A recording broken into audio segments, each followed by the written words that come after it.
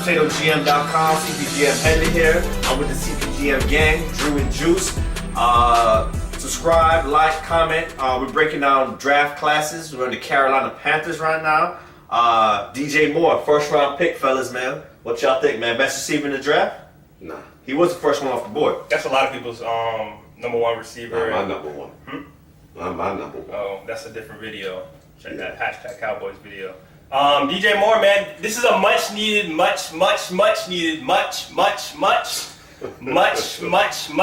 pick for Cam Newton and the Carolina offense, man. This is a guy who has, what you call that?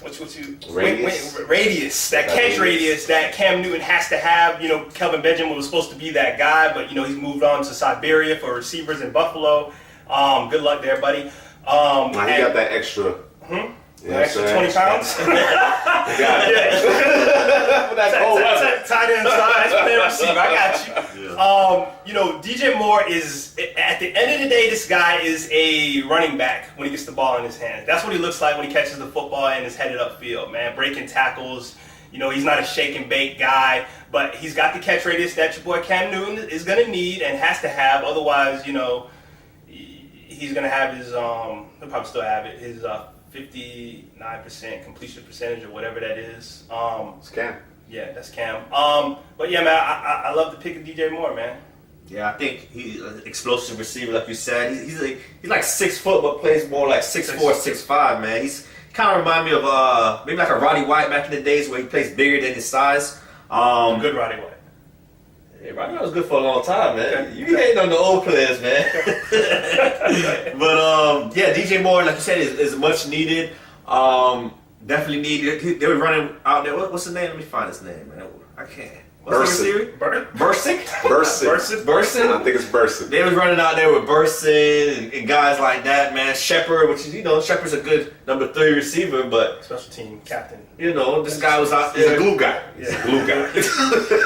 So with DJ Moore, Funchess, they got North Turner, the new offensive coordinator now. It'll be interesting to see what that offense looks like with North, because that North has historically run a more classical drop back under center type of system. I don't know if that's what they plan on doing. Yeah, it's a complete 180 from what they ran last year when they, you know, they tried to get Christian McCaffrey the ball. They had Curtis Samuel. They had a whole different plan. Yeah. And now they're kind of flipping the page on that. I gotta believe that you have to. It's got to be a combination of little things that Cam is good at but mixed with what Norv likes to do. I don't think you can go all one way. That'd be crazy. And I think there has to be compromise, to your point. There has to be some compromise. Before y'all move on, how did DJ Moore get past? Because again, clearly the NFL, the community, DJ Moore was number one for most folks. How did he get past Baltimore? He played at Maryland.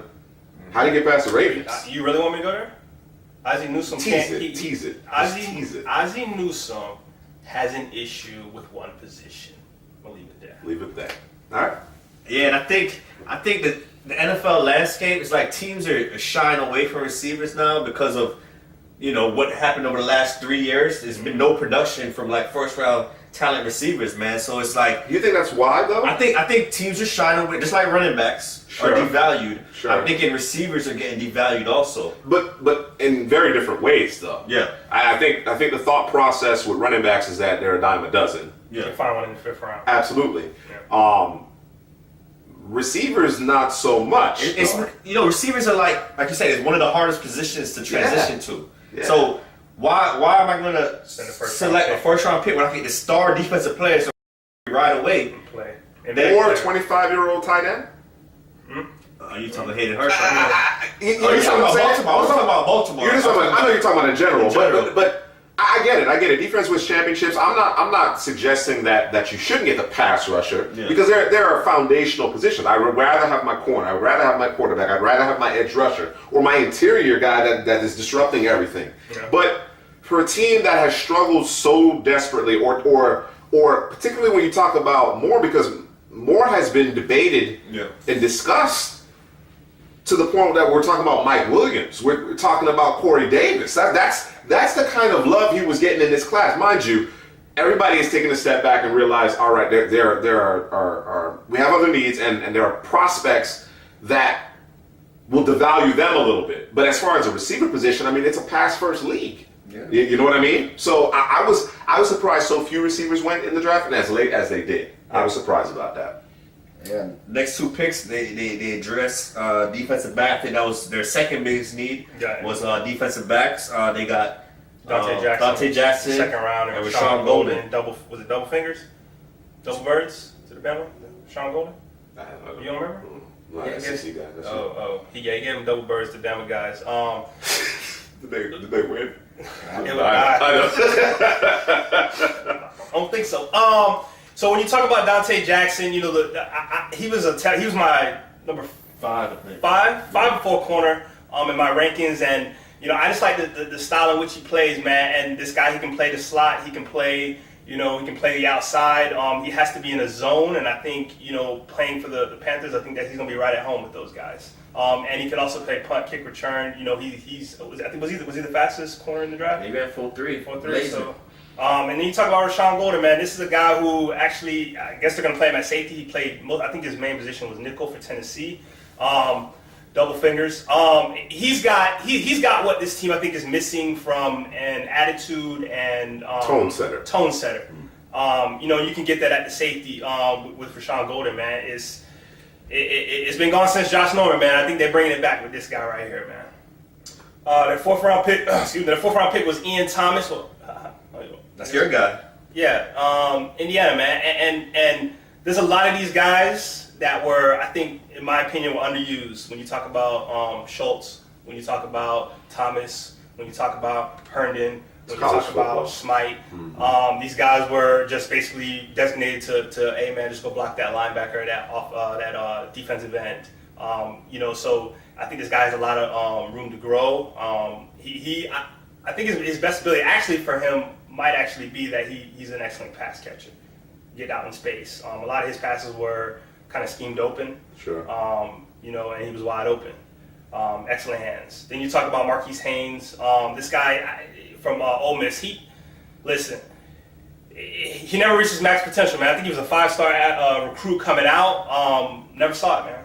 Never saw it. He is splash play here, splash play there. I just never saw it. I guess they're going to use him at edge. I think he was used pretty much everywhere in terms of the D-line at Ole Miss, man. And then they drafted a pair of linebackers, man.